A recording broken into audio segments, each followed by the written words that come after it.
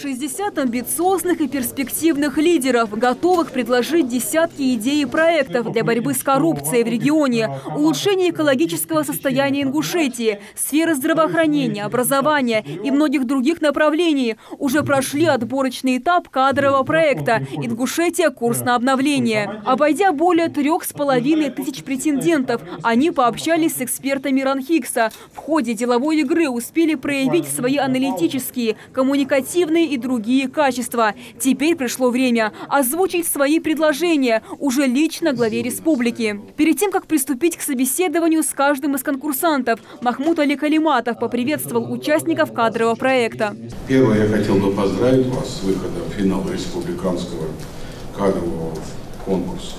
Это большой успех. Проявили очень высокий уровень подготовки при заочном этапе.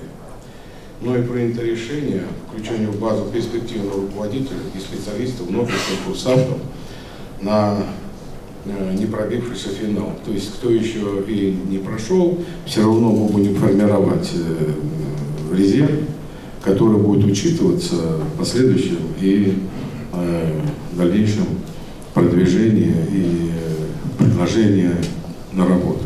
Должности оставили серьезные и на уровне вице-премьера, и министров, и замминистров, да, и комитеты. Мы там молодежный комитет выделили, управили, чтобы он отдельный был.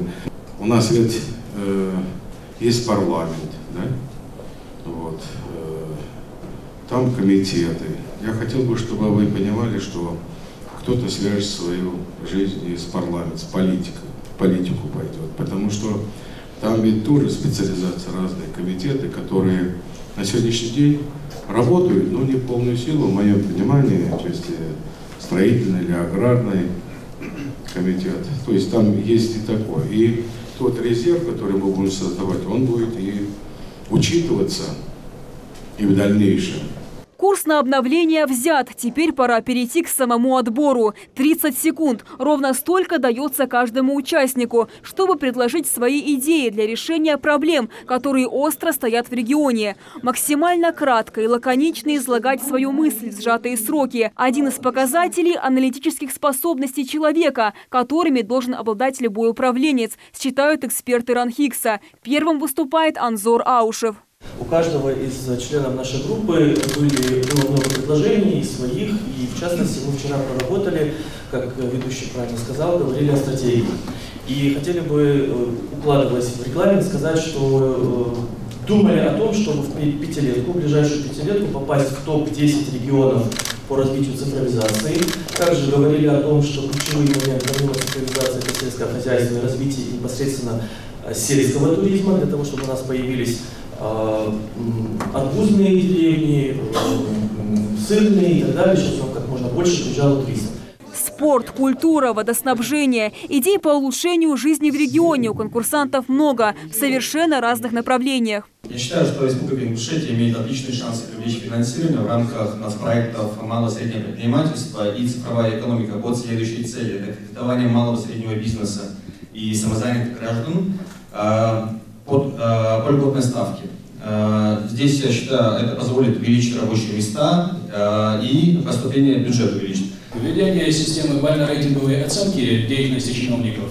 При этом система эта должна опираться на программно-аппаратный метод, таким образом, чтобы исключить предвзятость.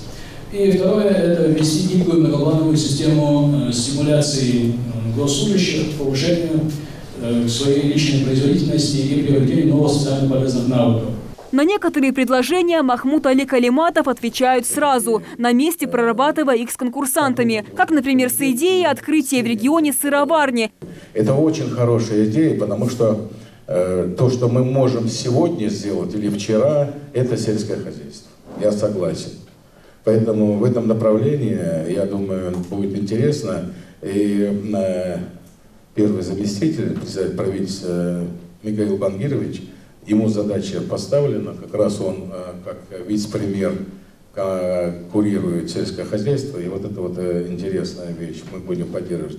Все предложения фиксируются. Лучшие идеи будут прорабатываться соответствующими структурами. Заслушав выступления всех претендентов, Махмуд Али Калиматов поблагодарил конкурсантов за участие в проекте и сообщил, что в течение 10 дней 20 участникам будут предложены вакантные места в региональных органах власти. Остальные 40 человек будут включены в кадровый резерв. К претендентам на руководящие должности в республике обратился и первый заместитель председателя правительства Михаил Элезов. По всем тем вещам, которые вы сказали, в большей степени интересуют кадры, сельское хозяйство, туризм, информационные технологии, эффективность, эффективная работа, обратная связь с населением. Все эти вопросы, все эти моменты будут учтены, и мы в рамках этих вопросов будем выстраивать свою работу. Далее глава республики наградил всех конкурсантов сертификатом, подтверждающим участие в кадровом проекте. Награду получил Харан Аздоев. Он, кстати, один из немногих, кто сделал акцент на развитии спорта в регионе. Для меня это невероятный опыт. Я ни в чем подобном никогда не участвовал, хотя множество раз сдавал экзамены, тестирования на получение разного права заниматься той или иной деятельностью. По итогам, не знаю, кому что сулит, но лично я, как человек со спортивной среды, имею предложение именно в этом направлении. Как раз об этом при вручении сертификата я не имею другой возможности. Сказал, воспользовался этим маркетинговым ходом, как организаторы нас научили. Несмотря на предстоящие 10 дней ожидания, участники совсем не переживают. Для них выход во второй этап и полученный опыт – уже большая победа. Мне было на самом деле очень приятно. Это было что-то новое на самом деле.